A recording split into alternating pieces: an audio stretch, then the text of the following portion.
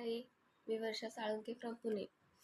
आपण जेवढं फेशियल करताना इम्पॉर्टंट आहे क्रीम्स व्यवस्थित, हायजीन व्यवस्थित मेंटेन राखणं, तसंच काही गोष्टी इंटरनल पण गरजेचं आहे.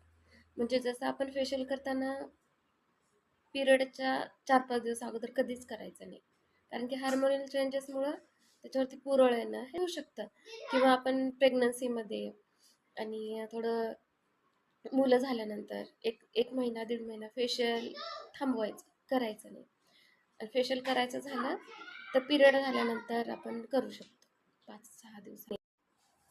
अति इम्पॉर्टंट आहे लग्न कार्य, तर आपण थोडे दिवस अगोदरपासून ट्रीटमेंट घ्यायला सुरू करा.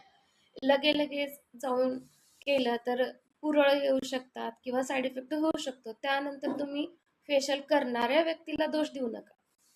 हा ना माझ्याशी माझ्या बाबतीत हे कधीच झालेलं नाहीये, कारण मी पूर्ण व्यवस्थित डिस्कशन करून मगच फेशियल.